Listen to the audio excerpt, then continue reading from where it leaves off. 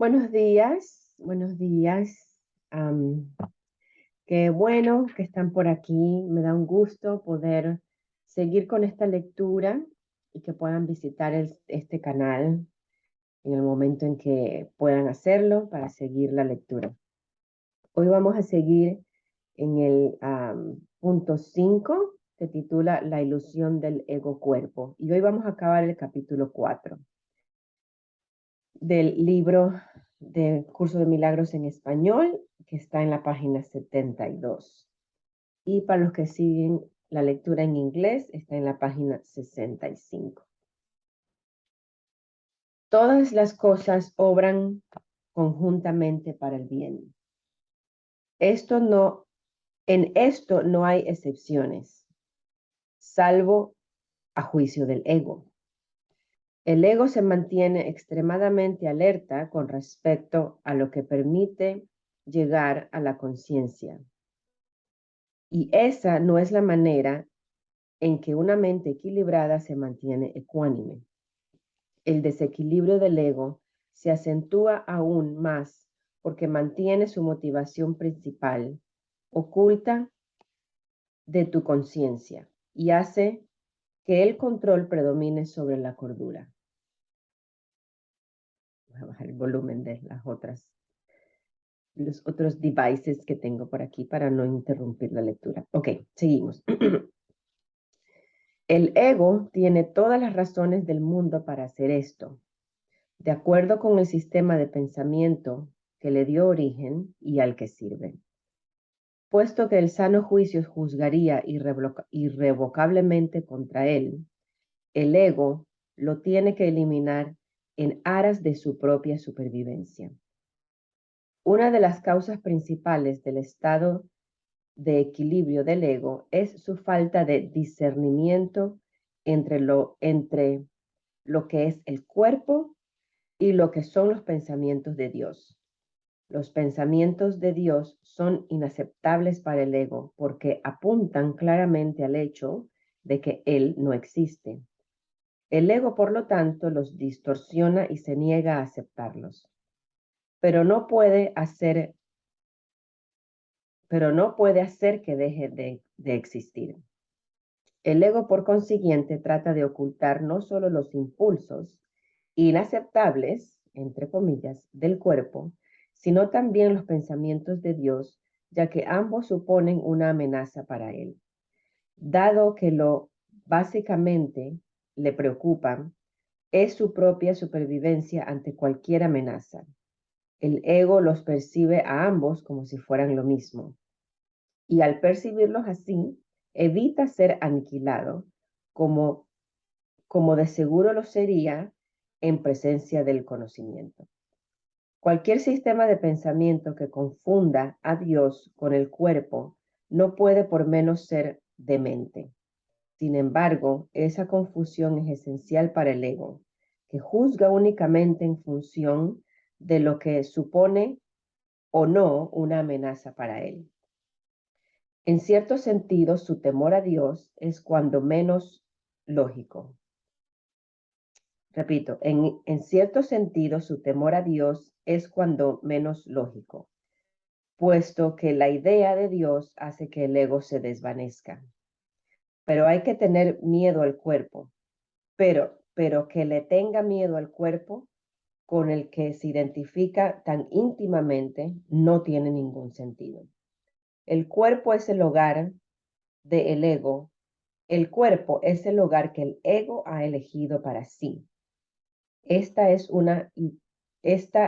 la única identificación con la que se siente seguro, ya que la vulnerabilidad del cuerpo es su mejor argumento de que tú no puedes proceder de Dios.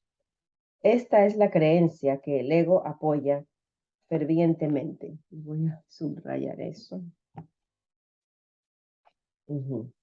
Sin embargo, odia al cuerpo porque no lo considera lo suficientemente bueno como para ser su hogar.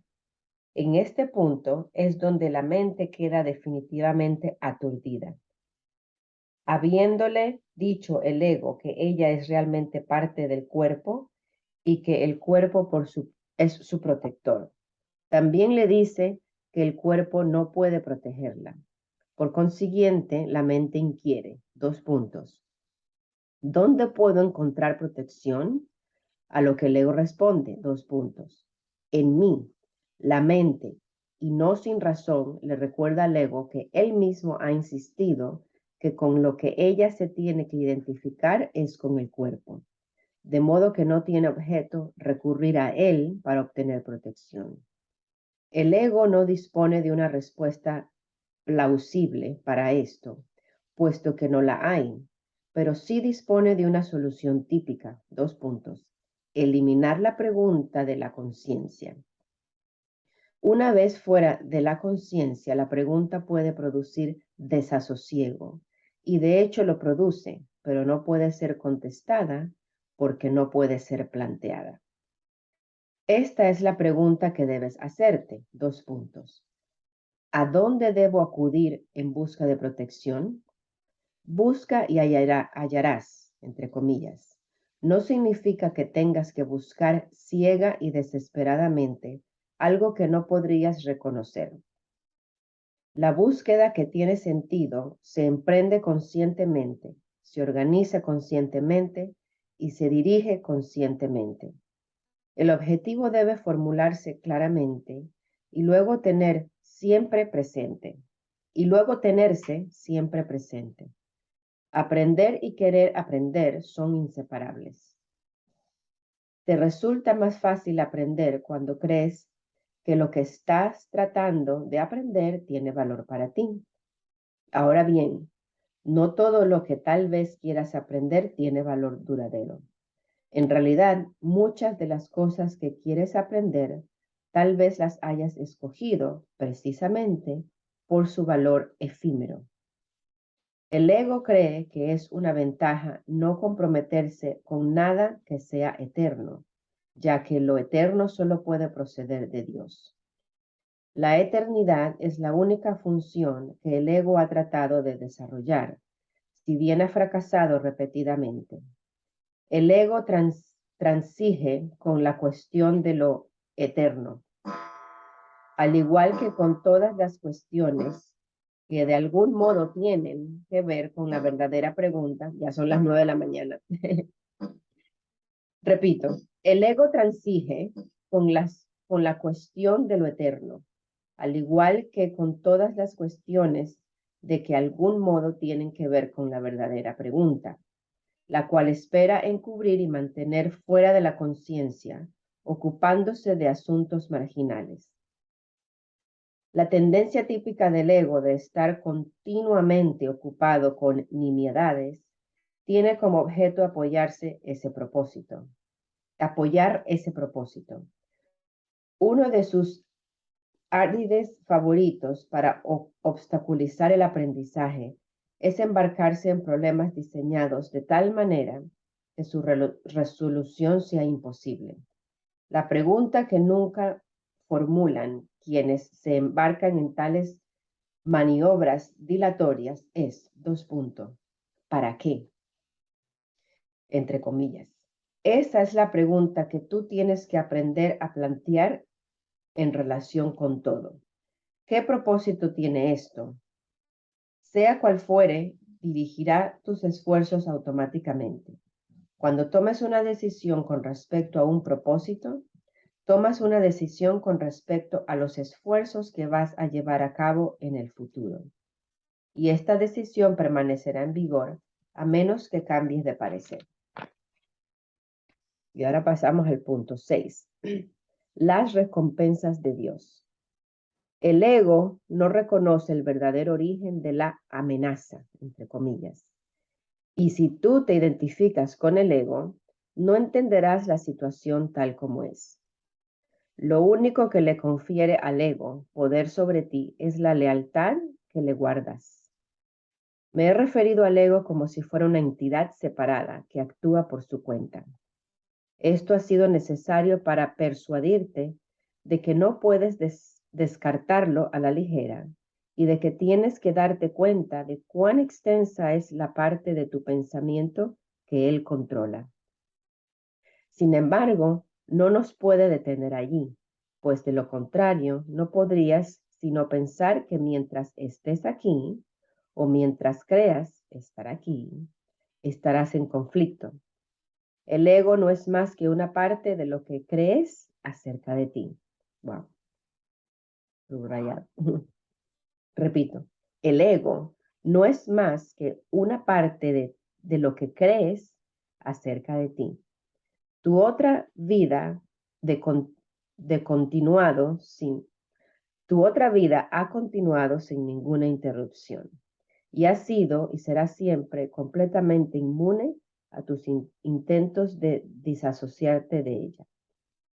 En el proceso de aprender a escapar de las ilusiones, es imprescindible que nunca te olvides de la deuda que tienes con tu hermano. Es la misma deuda que tienes conmigo. Cuando actúas egoístamente con otro, repudias la gracia que está, repudias la gracia que esta deuda te ofrece y la percepción santa que produciría. La palabra santa, entre comillas, puede usarse aquí porque a medida que aprendas cuán endeudado estás con toda la filiación, la cual me incluye a mí, te aproximas tanto al conocimiento como la percepción lo permiten. La brecha que entonces queda es tan diminuta que el conocimiento puede salvarla y eliminarla para siempre.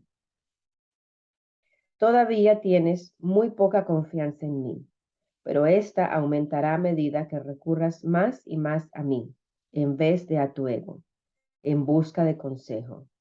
Los resultados te irán convenciendo cada vez más de que esta es la única elección cuerda que puedes hacer.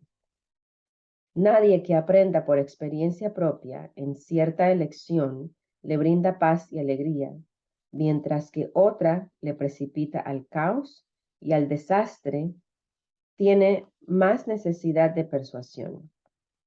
Es más eficaz aprender a base de recompensas que a base de dolor, porque el dolor es una ilusión del ego y no puede producir más que un efecto temporal.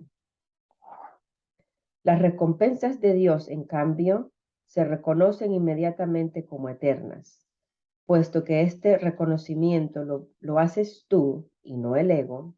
El reconocimiento mismo establece que tú y el ego no podéis ser lo mismo. Tal vez crees que ya has aceptado esto, pero aún no estás convencido de ello en absoluto. Prueba de ello es el hecho de que crees que debes escaparte del ego. Sin embargo, no puedes escaparte de él humillándolo, controlándolo o castigándolo. El ego y el espíritu no se conocen. Solo mediante la disociación puede la mente separada mantener vigente la separación.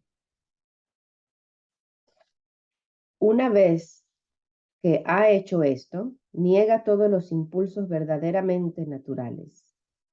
No porque el ego sea una cosa separada, sino porque crees que tú lo eres. Repito, no porque el ego sea una cosa separada, sino porque quieres creer que tú lo eres. El ego es un mecanismo para seguir albergando esta creencia, pero sigue siendo únicamente tu decisión de usar tal mecanismo que lo perpetúa. ¿Cómo puedes enseñarle a alguien el valor de algo que él mismo ha desechado deliberadamente? Tienes que haberlo desechado porque no le atribuyó ningún valor. Lo único que puedes hacer es mostrarle cuánta infelicidad le causa su ausencia e írselo acercando lentamente para que pueda ver cómo mengua su infortunio según él se aproxima a ello. Esto le enseña a asociar, voy a repetir eso. Lo único que puedes hacer es mostrarle cuánta infelicidad le causa su ausencia e írselo acercando lentamente para que pueda ver cómo mengua su infortunio según él se aproxima a ello. Esto le enseña a asociar su infelicidad con la ausencia de lo que desechó y lo opuesto a la infelicidad con su presencia. Comenzará a deshacerlo gradualmente a medida que cambie de parecer con respecto a su valor. Te estoy enseñando a que asocies la infelicidad con el ego y la felicidad con el espíritu. Tú te has enseñado a ti mismo lo contrario. Sigues siendo libre de elegir, mas a la vista de las recompensas de Dios, ¿puedes realmente desear recompensas del ego? De momento, la confianza que yo tengo en ti es mayor que la que tú tienes en mí, pero no siempre será así. Tu misión es muy simple. Se te pide que vivas de tal forma que demuestre que no eres un ego, y yo no me equivoco al elegir los canales de Dios. El Santísimo comparte mi confianza y acepta mis decisiones con respecto a la expiación, porque mi voluntad nunca está en desacuerdo con la suya. Dije anteriormente que yo estoy a cargo de la expiación. Esto es así debido únicamente a que completé mi papel en ella como hombre y ahora puedo completarla a través de otros. Los canales que he elegido no pueden fallar porque les prestaré mi fortaleza mientras la suya sea insuficiente, perdón. Los canales que he elegido no pueden fallar porque les prestaré mi fortaleza mientras la suya sea insuficiente. Iré contigo al Santísimo y mediante mi percepción, Él podrá salvar la diminuta brecha. Tu gratitud hacia tu hermano es la única ofrenda que yo quiero. Yo se la llevaré a Dios por ti, sabiendo que conocer a tu hermano es conocer a Dios. Si le estás agradecido a tu hermano, le estarás agradecido a Dios por lo que Él creó. Mediante tu gratitud podrás llegar a conocer a tu hermano y un momento de verdadero reconocimiento convierte a todo el mundo en tu hermano, porque cada uno de ellos es hijo de tu Padre. El amor no conquista todas las cosas, pero sí las pone en su debido lugar. Puesto que tú eres el reino de Dios, te puedo conducir de vuelta a tus propias creaciones. Ahora no las reconoces, pero aquello de lo cual te has disasociado aún se encuentra ahí. A medida que te acercas a tu hermano, te acercas a mí. Y a medida que te alejas de él, la distancia entre tú y yo aumenta. Él refiriéndose al ego. La salvación es una empresa de colaboración. No la pueden emprender con éxito aquellos que desvinculen la filiación, porque al hacer eso se desvinculan de mí. Dios acudirá a ti solo en la medida en que se lo ofrezcas a tus hermanos. Dios acudirá a ti solo en la medida en que lo ofrezcas a tus hermanos. Aprende primero de ellos y estarás listo para oír a Dios. Eso se debe a que el amor solo tiene una función. Y ahora pasamos al punto 7. Creación y comunicación. Está claro que si bien el contenido de cualquier ilusión particular del ego es irrelevante, su corrección es más útil dentro de un contexto específico. Las ilusiones del ego son muy concretas, aunque la mente es naturalmente abstracta. Parte de la mente, no obstante, se vuelve concreta al dividirse.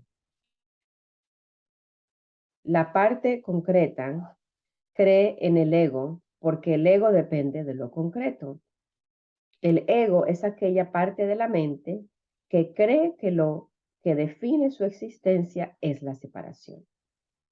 Lo único que el ego percibe es un todo separado, desprovisto de las relaciones que presume el estado del ser. El ego, por lo tanto, está en contra de la comunicación, excepto cuando se utiliza para establecer separación en vez de para abolirla. El sistema de comunicación del ego se basa en su propio sistema de pensamiento, al igual que todo lo demás que él impone.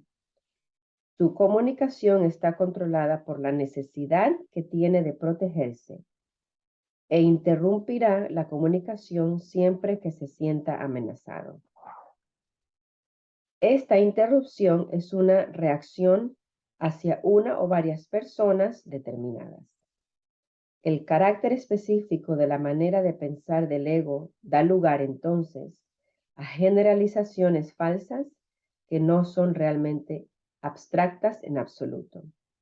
El ego simplemente responde de ciertas formas específicas a todo lo que percibe como relacionado.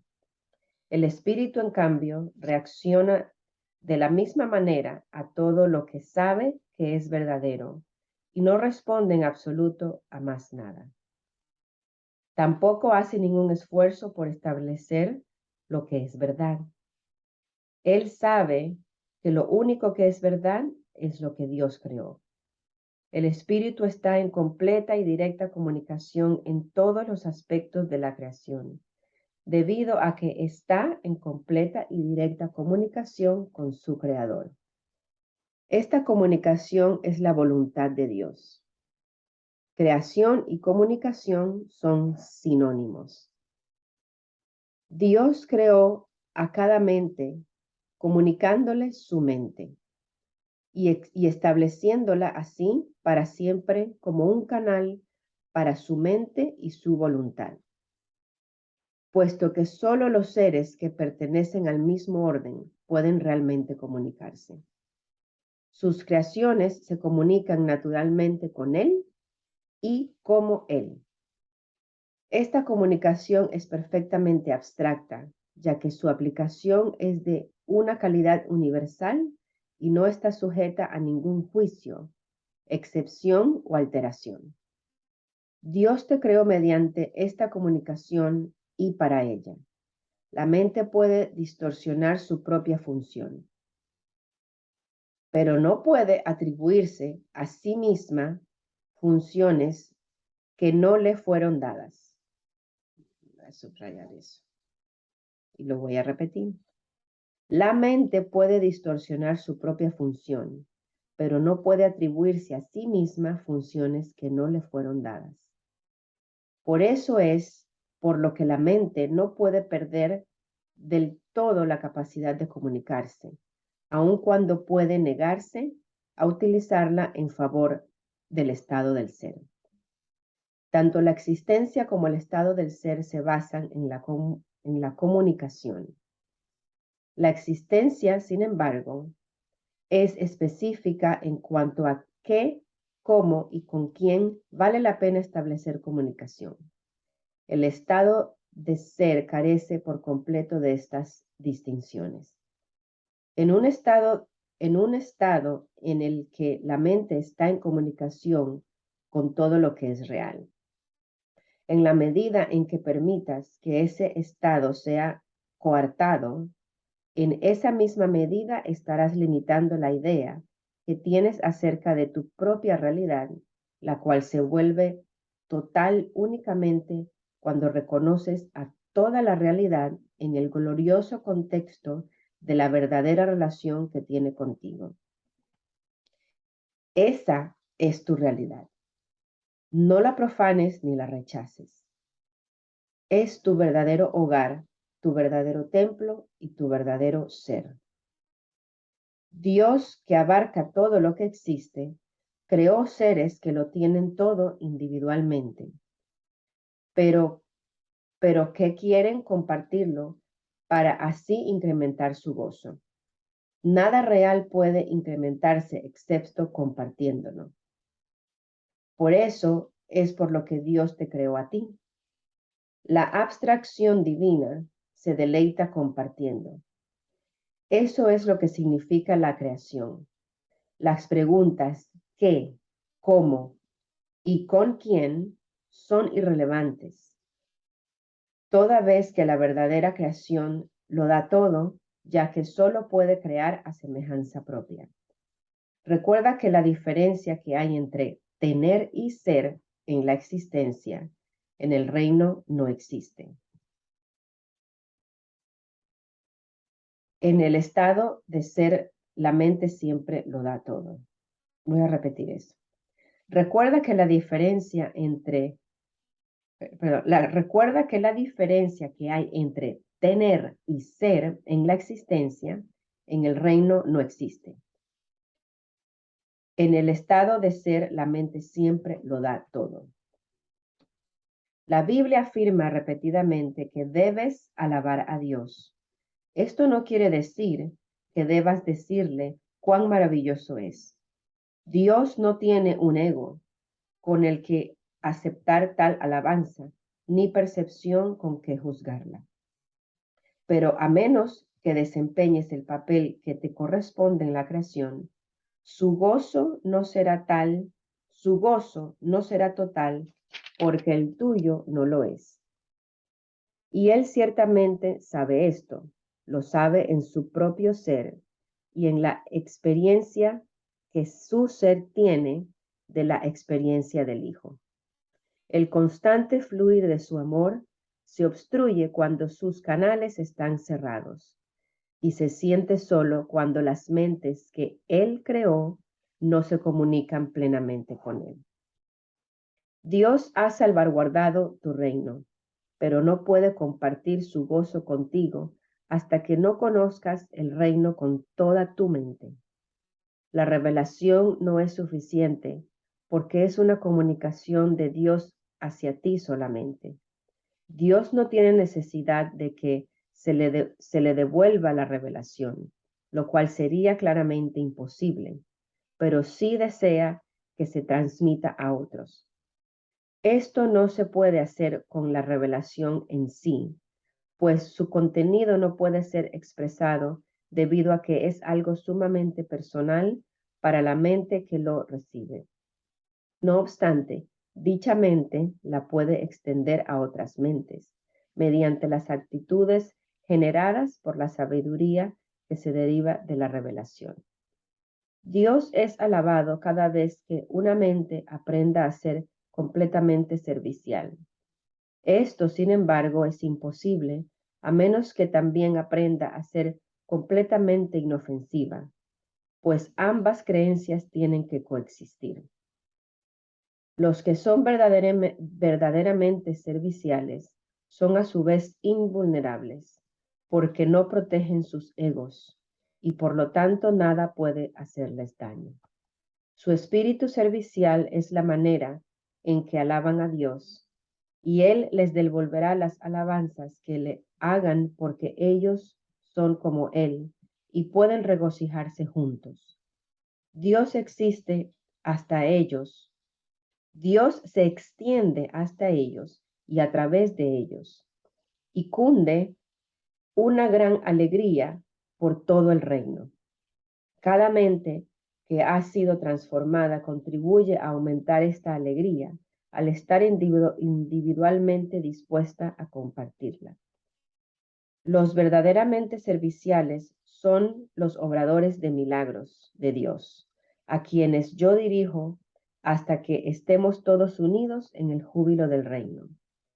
Yo te dirigiré allí donde puedes ser verdaderamente servicial y a quien pueda seguir mi dirección a través de ti. Y aquí lo dejamos para hoy. Hemos culminado el capítulo 4, que se titula Las ilusiones del ego, y mañana empezamos el capítulo 5. Gracias por venir a escuchar.